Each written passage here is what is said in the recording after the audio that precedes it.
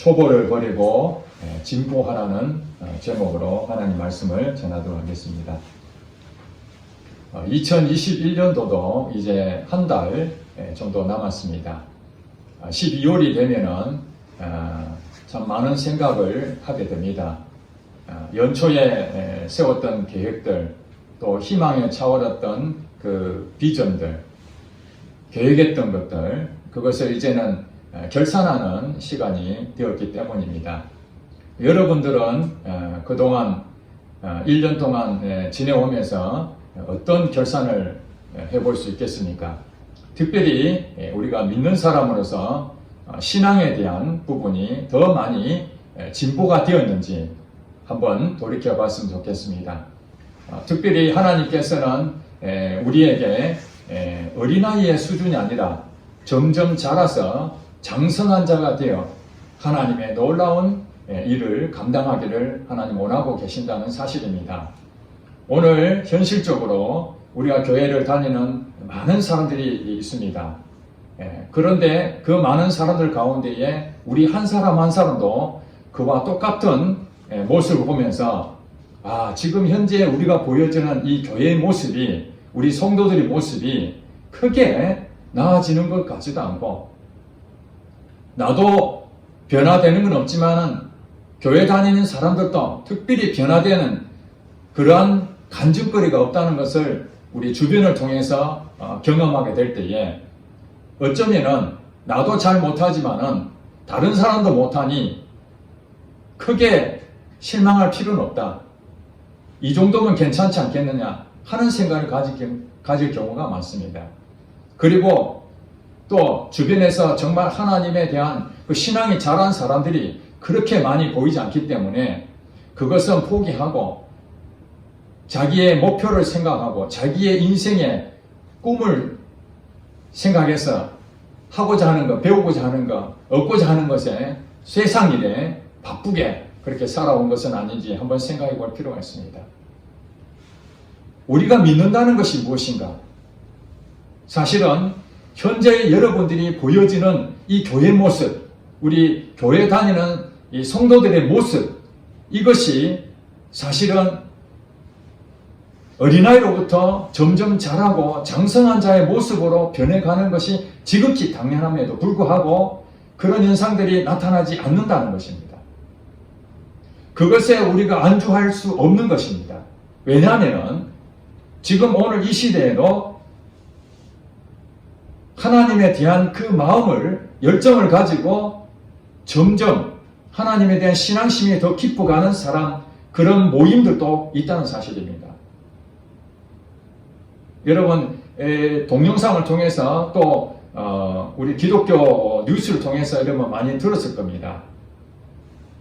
중국에 있는 교회에 정부가 인정하는 교회 3자 교회가 있는데 거기는 법적으로 종교가 인정이 되어 있습니다. 교회라는 것이 있지만은 거기는 아주 중요한 우리가 신앙으로 발전해야 될, 성장해야 될 것들은 다 빠지고 기본적인 것들만 우리 교리적으로 그것을 허락하는 것이 3자 교회입니다. 거기에는 성도들이 굉장히 많습니다. 눈에 보이는 교회입니다. 그러나 거기는 영적으로 성장하기가 매우 어려운 상황입니다. 정부의 통제를 받고 하기 때문에 그렇습니다. 천국에 대한 얘기도 할 수 없고 구원에 대한 얘기도 쉽게 할 수 없는 상황입니다. 중국에 있는 실질적인 교회, 살아있는 교회는 지하교회입니다. 공안 당국의 눈을 피해서 소수의 사람들이 불을 끄고 그 안에서 조마조마한 마음으로 찬송가를 부르고 말씀을 귀담아 듣고 그들이 드려지는 그 예배가 언제 잡혀갈지 모르는 박해와 핍박이 무성한 그곳에서 그들은 신앙생활을 하고 있다는 사실입니다. 거기에서 어떻게 어린아이 신앙으로 머무를 수 있겠습니까? 어린아이 신앙으로 머무른다면 오래 가지는 못합니다. 예수를 믿는다는 것은 감옥에 들어갈 각오하고 지하교회 다니는 성도들이 중국에 10,000명이 1억이 됩니다. 1억. 우리는 거기에 도전을 받아야 되는 것입니다. 눈에 보이는 우리의 종교 생활로 만족해 할 것이 아니라 지금 눈에 보이는 한국 교회의 이런 현상들 보면서 잘하지 못하는 어느 교회 가도 똑같고 어떤 교회 다니는 사람 만나도 똑같은 그런 신앙생활 하는 걸 보고 우리가 안주해야 될 것이 아니라는 거예요. 여러분, 내년 2022년도에 또 새해 계획을 또 세워야 될 것입니다. 한 해 동안 여러분들이 생각하면서 우리가 가야 될 방향이 무엇인가? 수준을 높여야 된다. 수준을 높여야 된다. 오늘 설교 제목처럼 초보를 버리고 진보해야 된다는 것입니다.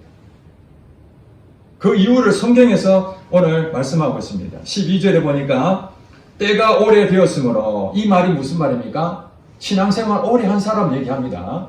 교회를 처음 나오는 초신자가 아니라 하나님을 믿은 생활을 오랫동안 하신 분들이 어떤 상황이 되어야 되느냐?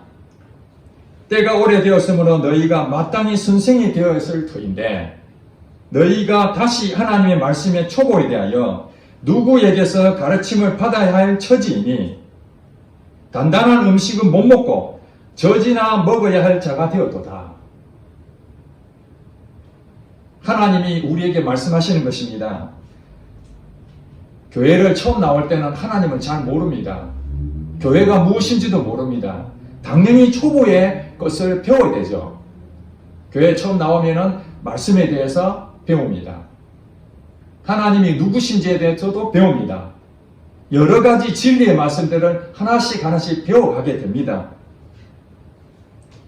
그런 사람들이 영적으로 이제 거듭나게 되면은 어린아이의 상태에서, 영적으로 어린아이의 상태에서 젖을 먹는 거죠.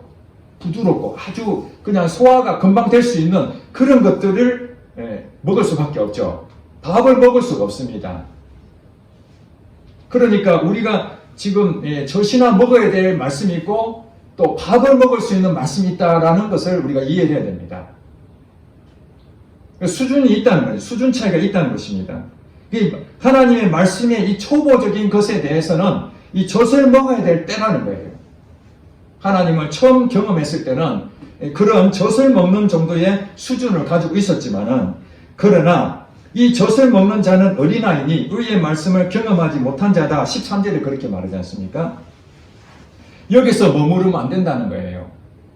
어린아이 수준에서 어떻게 하라는 거예요? 14절에 보니까 단단한 음식은 장성한 자의 것이니 그들은 지각을 사용함으로 연단을 받아 선악을 분별하는 자들이니라. 정확하게 말씀하잖아요. 장성한 자는 단단한 음식을 소화시킬 수 있는 자가 되는 거예요.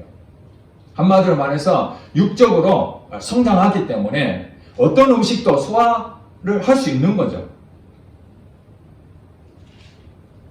한 가지 예를 든다면은 우리가 어떤 사람들에게 얘기를 들으면은 처음에는 인간의 마음이 있기 때문에 상대방이 말하는 것에 대해서 고깝게 생각하고 책망의 말을 잘 들으려고 하지 아니하고 자기 고집을 내세우고 불순종하고 어린아이가 되면 땡깡을 부리고 엄마 아빠가 무엇을 하자 그래도 거기에 대해서 이해하지 못하면은 수용하지 아니하고 그런 수준이었지만 나중에 점차 장성해가지고 어른이 되게 되면은 이제 사람의 마음도 배려할 줄 알고 그 사람이 얘기한 것도 아주 좋지 않는 얘기를 하더라도 그것을 잘 소화시킬 수 있는 그런 부분이 필요하다는 거예요. 선악을 알게야 선악을 분별하는 자들, 영적 능력이 충만하게 세워지는 거죠. 이것이 바로 하나님께서 귀하게 쓰임받을 수 있는 조건이 되는 것입니다. 자, 그러므로 6장 1절에 이제 이렇게 얘기하면, 그러므로 앞에 부분이 얘기하죠. 때가 오래되었는데도 너희는 마땅히 선생은 남을 가르쳐야 되는 거예요. 내가 그동안 배웠던 것을 다른 사람에게 좋은 얘기를 해주고 내가 경험해보니 이런 부분이다. 교회가 필요한 것이죠. 신앙생활은 왜 필요합니까? 초신자들 오면은 그 사람을 잘 양육하고 하나님 말씀을 진리의 말씀으로 바로 설 수 있도록 말씀의 기초를 제공하고 그래서 그것을 경험하고 더 성숙해지도록 그 누가 필요합니까? 선생이 필요합니다. 그러므로 교회는 어린아이의 신앙을 가진 사람도 있지만은 이렇게 선생된 자도 있어야 된다는 거예요. 만약에 교회에 선생된 자들이 없고 다 어린아이 같으면은 그 다음에 어떻게 됩니까? 여기도 젖달라, 저기도 젖달라, 저기도 젖달라. 한 사람이 어떻게 그 다 어린아이를 감당할 수 있겠습니까? 교회가 만약에 1000명의 성도가 있다고 가정해 보겠습니다. 1000명의 초신자들이, 어린아이들이 예수를 믿는다고 들어왔는데 선생이 된 사람은 한 사람밖에 없다면 1000명은 어떻게 그걸 다 먹일 수 있겠습니까? 이제 젖먹이로부터 점점 장성한 자가 돼서 단단한 음식을 먹을 정도 되는 이 선생의 위치가 서야 이제 그 처음 오신 분들을 잘 양육할 수 있지 않겠습니까? 그러므로 여러분들은 목표를 잘 세워야 됩니다. 내가 지금 현재 수준이 어느 정도 되는가? 그 수준을 점점 더 장성한 대로 가야 된다. 그래서 예수를 처음 믿는 사람들을 내가 양육해야 되겠다. 내가 제자 삼아야 되겠다. 이런 마음을 가져야 되죠. 교회 안에서 선생이 되지 않고 끊임없이 받아먹는 사람들이 있습니다. 교회 오래 다니게 되면 직분을 주게 되죠. 집사 받기도 하고 본사로 받기도 하고 때로는 안수집사, 장로 이런 직분을 받게 됩니다. 심지어는 하나님께서 목회자로 부르신 목사로 직분을 주실 수도 있습니다. 그 직분이 수준이라는 개념으로 우리가 생각한다면 거기에 맞는 합당한 그 직분에 맞는 그 수준이 있어야 될 거 아니겠습니까? 교회 처음 나오신 분한테 집사 줄 수는 없잖아요. 장로를 줄 수가 없잖아요. 그래도 어느 정도의 수준을 가지고 점차 자라지는 과정에서 거기에 맞는 합당한 직분을 맡기는 거지 않습니까? 직분은 절대 계급은 아닙니다. 그 일을 위해서 수준에 맞는 직분을 어느 정도 구분할 수밖에 없기 때문에 그렇게 하는데 이제 권사나 또 집사나 장로나 이런 교회에서 어느 정도 오랫동안 다녔던 그런 성도 정도면은 예배를 왜 드려야 되는지, 우리가 왜 기도를 해야 되는지, 우리가 교회 봉사를 왜 해야 되는지 그런 것들은 이미 다 알고 있는 것이잖아요. 처음 나오신 분들한테 내가 어떻게 그들을 섬겨야 될 것인지 그거 다 알지 않습니까? 그리스도의 마음으로 내가 그들에게 어떻게 하나님의 마음을 전해야 될 것인지 그런 마음 다 알고 있잖아요. 그런데 어느 일이 생겨가지고 예배에 참석하지 못했는데 내가 이 교회에 어떻게 충성했는데 내가 예배를 한번 빠졌다고 연락도 안 하고 목사님이 그럴 수 있느냐? 섭섭하다. 예배는 왜 나오지 않았느냐? 이렇게 물어보고 연락을 해줘야 되는데 연락도 안 하고 마음이 토라져서 교회를 안 나오신 분도 계신다는 거예요. 적어도 교회에서 어느 정도 위치된다면은 그분들이 먼저 교회에 내가 나오지 못하면 못 나오는 그 얘기도 하고 초신자처럼 그렇게 행동하는 사람이 얼마나 많은지 모릅니다. 대접을 받으려는 거예요. 이제 그들에게 섬겨야 될 위치에 서야 되는데도 불구하고 끊임없이 자기 중심으로 나를 좀 이해해달라, 나를 내 중심으로 그렇게 신앙생활한다면은 어떻게 하나님이 초신자들 제자로 붙여줄 수 있겠습니까? 그래서 6장 1절에 그렇게 말하죠. 우리가 그리스도의 도의 초보를 버리고 수준이 초보를 버린다는 것은 그걸 버리라는 것이 아니라 초보에서 벗어나라는 거죠.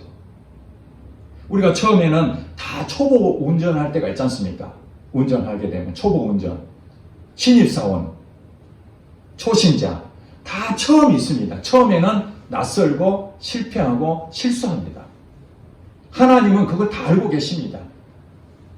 처음에는 낯설기 때문에. 그래서 목회자 되기 전, 목사 되기 전에 전도사 과정을 거칩니다. 전도사 과정을 거치고 그 다음에 목사 안수를 받아서 목회 일을 하게 되죠.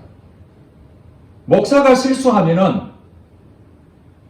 이게 굉장히 문제를 삼을 수 있지만 전도사가 실수하면 대부분 다 이해해 줍니다. 왜냐하면 이제 목회 과정에서 배워야 될 일이 있기 때문에.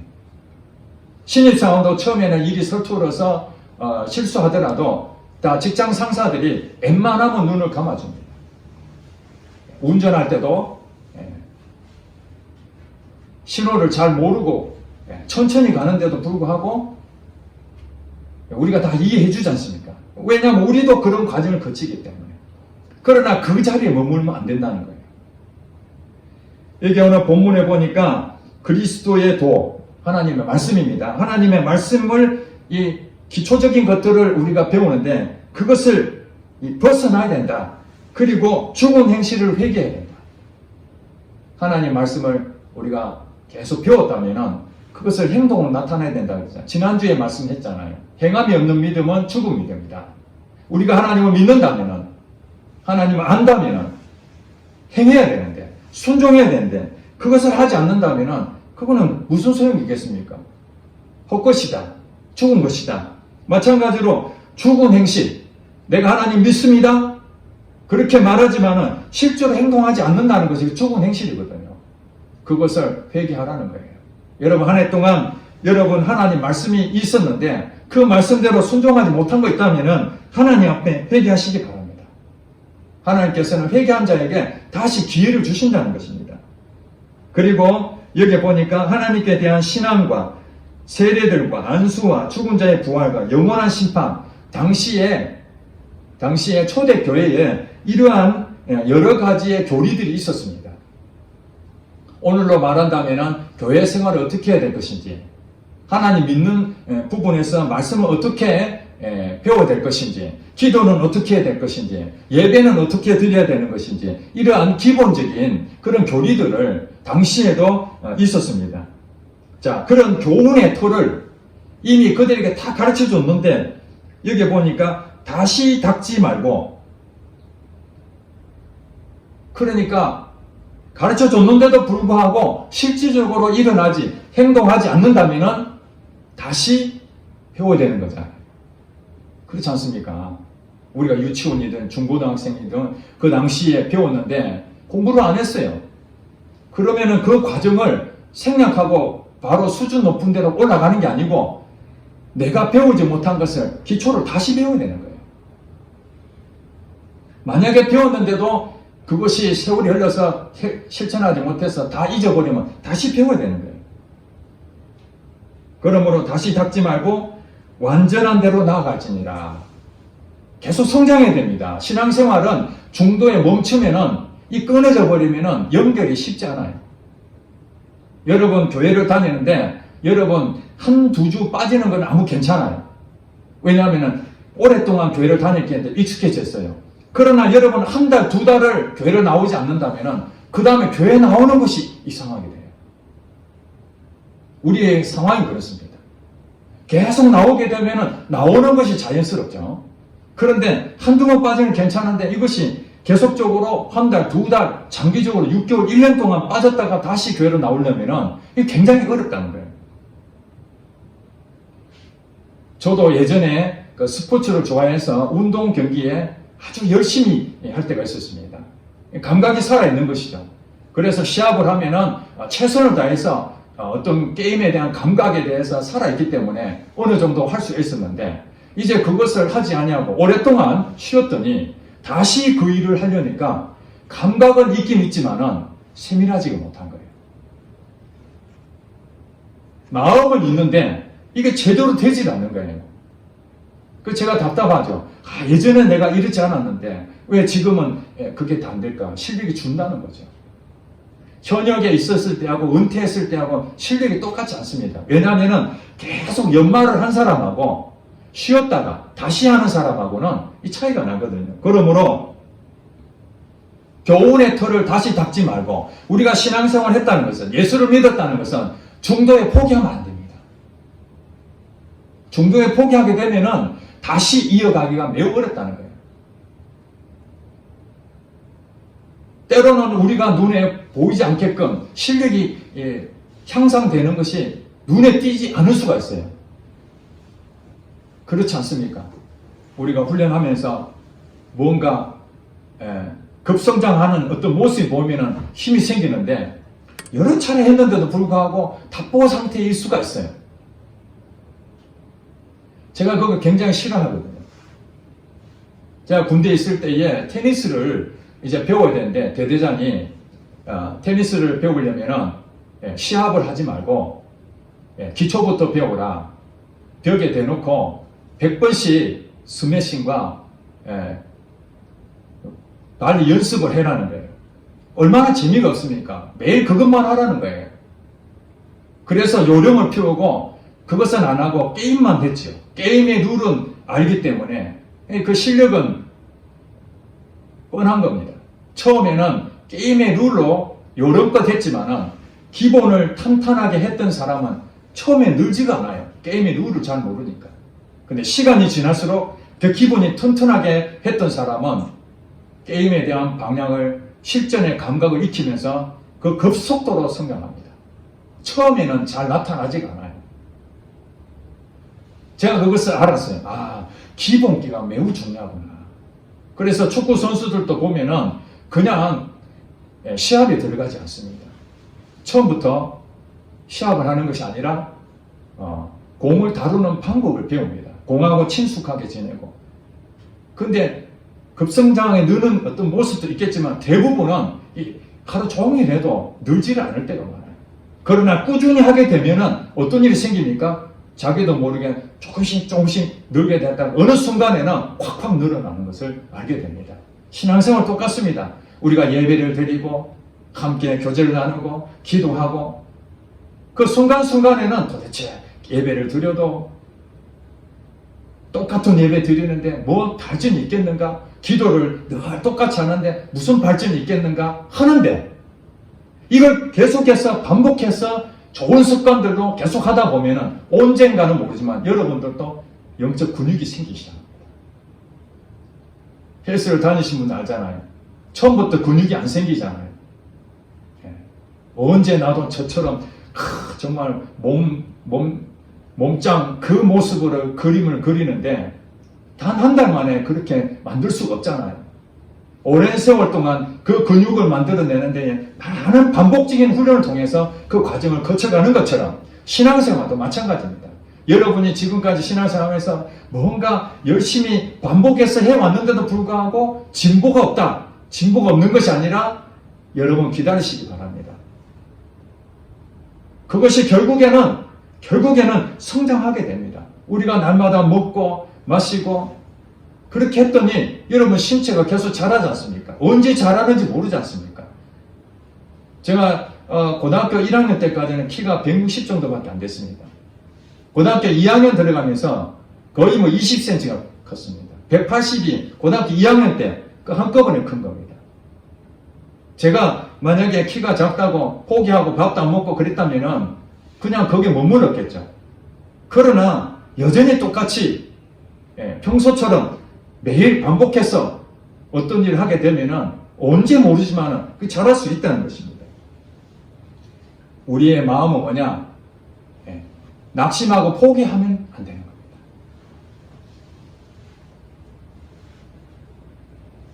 4절부터 그 다음에 쭉 설명합니다. 이제 한 예를 든 겁니다. 우리가 예수님을 처음에 경험했던 어떤 그런 감격이 있습니다. 그런 사람에게 얘기하는 겁니다. 4절에 보니까 한 번 빛을 받고 하늘의 은사를 맛보고 성령에 참여한 바 되고 하나님의 선한 말씀과 내세의 능력을 맛보고도 타락한 자들은 다시 새롭게 하여 회개할 수 없나니 이는 그들이 하나님의 아들을 다시 십자가에 못 박아 드러내놓고 욕되게 함이라 이렇게 설명하고 있습니다. 하나님을 잘 모르는 사람들은 타락할 수 있죠. 당연히 하나님 모르니까 하나님 욕할 수도 있죠.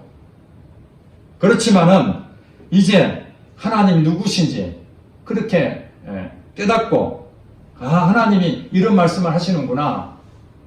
내가 이렇게 바뀌어야 되겠구나.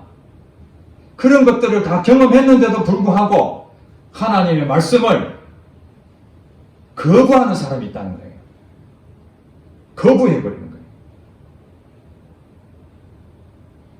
베드로 후서에 보면은 요거 똑같은 내용이 나옵니다. 예수 그리스도를 알고 난 다음에 세상으로부터 다 끊어내고 이제 하나님 앞에 내가 헌신하고 돌아왔는데 다시 개가 토하였던 곳으로 돌아가는 경우가 있다는 거예요. 개가 토했어요. 토하면은 그건 버려야 되는데 개가 다시 토한 곳으로 가요. 옛날로 돌아간다는 얘기입니다. 이런 사람들은 세상에 얽매여가지고 지는 사람이라는 거예요. 그리고 돼지가 자기 몸을 깨끗이 씻었어요. 더러운 구덩이에서 깨끗이 씻어놓고 다시 더러운 구덩이에 가서 도로 누운 그런 사람과 같다. 이 말이 무슨 말이냐면 하나님 말씀의 은혜를 체험하고 내가 하나님 뜻대로 살아야 되겠다. 내가 하나님의 말씀대로 순종을 살아야 되겠다. 이렇게 결심하면서도 결국에는 하나님 필요 없어. 내가 살아보니까 하나님이 필요 없네. 해준 게 무엇이 있어 하나님이. 그리고 기독교에서 개종한 사람도 있습니다. 천주교로 간 사람도 있고요. 불교로 간 사람도 있습니다. 물론 다른 종교에서 기독교로 온 사람도 있지만은 하나님을 믿는다는 이 교회 안에 있는 공동체의 사람들이 다른 종교로 선택해서 가는 사람도 꽤 많다는 것입니다. 그래서 나중 형편이 처음보다 더 심하게 되는 그런 일이 생긴다. 여러분 하나님에 대한 그 결심을 가지고 있다면 여러분 끝까지 가야 됩니다. 하나님 여러분께 은혜를 주신 것은 초보에서 머무르는 게 아니라 그 지경을 넓히라는 것입니다. 대표적인 사람이 가룟 유다 아닙니까? 예수님이 12제자 중에 이 가룟 유다는 예수님이 하는 일에 동참해서 하나님 역사하심을 다 봤습니다. 그리고 이 귀신을 쫓아내는 권세도 가졌습니다. 병도 낫게 하고 귀신도 쫓아내고 놀라운 일도 행했습니다. 그렇지만은 예수님 십자가 달려 돌아가신다는 그 사실을 알았을 때 이용 가치가 없다는 것을 알고 예수님을 돈 받고 팔아먹어 버렸습니다. 그 사람이 뭡니까? 바로 타락한 자들이에요. 다시 새롭게 하여 회개할 수 없다는 말이 무슨 말입니까? 하나님의 은혜가 아니면은 이 사람은 돌아올 수 없다는 거예요. 하나님 은혜가 아니면 돌아올 수가 없다. 당시에 초대교회 때는요, 여러분 아시다시피 우리가 지금 한국 교회가 오늘 이 시대에 신앙생활한 그런 수준이 아닙니다. 로마의 식민지가 되어서 이 기독교인들은 로마의 핍박을 받았던 환난을 받았을 때입니다. 그러니 그들은 예수를 믿는다는 것을 통해서 유대인들에게도 핍박을 받고 로마에 있는 사람들로부터도 핍박을 받는, 예수를 믿으면 여러분 아시다시피 원형극장에서 사자들이 밥이 되기도 하고 화형을 당하기도 하는, 내가 예수를 믿는다는 그 순간 목숨을 내야 되는 겁니다. 그런데 이런 기초적인 것에 머물러 있고 신앙생활이 어린아이로 멈춰 있으면은 너 예수 믿으면 죽어. 그러면은 예수님 믿겠습니까? 장성한 자가 되어서 선악을 분별하는 그런 사람 되어서 내가 죽으면 죽으리다. 나는 이 세상에 소망이 있는 것이 아니야. 나는 하나님의 자녀야. 내가 살아도 주를 위해 살고 죽어도 주를 위해 죽나니 그런즉 나는 사나 죽으나 하나님 것이다. 이렇게 살아야 배신을 안 하는 거죠. 당시에 초대교회 많은 사람들이 배도했습니다. 그 배도한 사람 누구들이 이게? 바로 어린아이와 같은 사람의 수준을 가지고 있는 그 사람들이 다 배신했다는 겁니다. 예수님과 함께 했던 베드로조차도 장성한 자가 되지 못하고 예수님하고 같이 있었지만은 결국에는 예수님 배신하잖아요. 그러나 그는 진심으로 예수님을 사랑했습니다. 가룟 유다와 차이점이 바로 그겁니다. 그가 실수했다는 겁니다. 연약했어요. 하나님께서 그에게 은혜를 베푸셔서 예수님이 다시 찾아가서 물어보지 않습니까? 네가 나를 사랑하느냐? 베드로가 주님 제가 사랑합니다. 주님 아시지 않습니까? 오늘 우리에게 똑같습니다. 우리가 때로는 실패하고 어린아이기 때문에 넘어지기도 하고 야 기도해라. 내가 이제 십자가 달 죽게 됐으니까 기도해라. 베드로 기도해. 그런데도 잠을 굴굴 자고 있었던 거예요. 왜? 육신이 연약하니까. 하나님을 사랑하지만 육신이 연약해서 오늘 여러분에게 하나님이 다시 말씀합니다. 우리가 지금까지 실패하고 연약해서 그리스도 초보에 머물러 있다 할지라도 여러분 하나님을 사랑한다면 하나님이 다시 여러분 기회를 주실 것입니다. 가룟 유다는 처음부터 도둑이라고 그랬습니다. 그는 처음부터 예수님 사랑한 자가 아니었습니다. 베드로는 예수님을 사랑한 자였습니다. 정말 예수님을 위해서 목숨을 바치려고 그런 마음도 가졌습니다. 그러나 가룟 유다는 그렇지 않았습니다. 예수님이 말씀하셨습니다. 그는 나를 위해서 죽으려고 했다. 그것이 아니었습니다. 처음부터 돈 욕심, 세상 욕심, 예수님을 이용해서 자기가 권력을 얻어보려고 하는 인간적인 방법을 처음부터 가지고 있었습니다. 그럼에도 불구하고 그는 예수님을 따라다니면서 성령의 체험도 하고 귀신도 쫓아내는 그 하나님의 은혜로 그것을 경험한 자가 되었었던 것이죠. 오늘 교회 안에서도 하나님이 은혜로 기적도 체험하는 사람도 있고, 저 사람 보니까 참 하나님이 놀랍게 쓰는구나 경험하는 사람도 있고 여러 가지 있지만은 정말 그 마음이 하나님을 사랑하는 마음으로 교회를 다니지 않는 사람도 꽤 많다는 사실입니다. 그런 사람 빼고 여러분이 진짜 하나님을 사랑한다면 여러분이 지금 있는 상황의 수준이 어떤 수준인지를 잘 생각해 봐야 됩니다. 그것이 바로 어디에 문제가 있느냐? 그것이 마음에 문제가 있다는 거예요. 마음에. 결론을 내립니다. 7절, 8절에 그렇게 말합니다. 땅이 그 위에 자주 내리는 비를 흡수하여 밭가는 자들이 쓰기에 합당한 채소를 내면 하나님께 복을 받고, 만일 가시와 엉겅퀴를 내면 버림을 당하고 저주함에 가까워 그 마지막은 불사름이 되리라. 우리가 그리스도의 말씀에 초보가 되지 않냐고 점점 자랄 수 있는 부분이 뭐냐? 우리 마음에 달려있다는 거예요. 마음. 여기서 보면은 땅이 그 위에 자주 내리는 비를 흡수하죠. 흡수해서 채소를 낸다는 얘기는 무슨 말입니까? 그 땅이 좋은 땅이다 그 말이죠. 옥토 같은 땅이라는 거예요. 옥토 같은 땅은 씨를 심으면은 싹이 잘 자랍니다. 결실합니다. 하나님께 복을 받습니다. 그리고 마음밭이 옥토밭이라는 거예요. 마음이 넓어지고, 그러니까 하나님 말씀을 들으면은 그 말씀이 다 내게 다 소화가 다 되는 거예요. 여러분 말씀을 들을 때에 소화가 되시는 분이 있을 거예요. 아멘, 맞습니다. 그 말씀은 저한테 하신 말씀이다. 그러면서 막 그냥 기분이 상쾌해지고 기쁨이 막 넘치고, 야, 내가 정말 하나님에 대해서 몰랐는데 하나님이 내게 이런 말씀을 주시는구나. 막 도전이 생기고 막 열정이 생기고, 그것이 뭡니까? 옥토밭이 됐다는 거예요. 그런데 8절에 보니까 가시와 엉겅퀴를 낸다는 얘기 무슨 말입니까? 내 마음밭이 가시와 엉겅퀴가 되는, 마음이 가시가 있다는 거죠. 자라지 못한 거예요. 예수님이 마음밭에 대한 비유를 했잖아요. 가시떨기에 떨어진 거예요. 하나님 말씀이 떨어졌는데 그 말씀을 듣고 야 좋다 이렇게 하지만은 그 마음에 세상의 염려와 재물의 유혹에 말씀이 자라지 못하는 거예요. 세상 염려가 오면은 고마 하나님 말씀이고 뭐고 다 사라져버려요. 근심 걱정에 빠져버려요. 잠도 못 잡니다.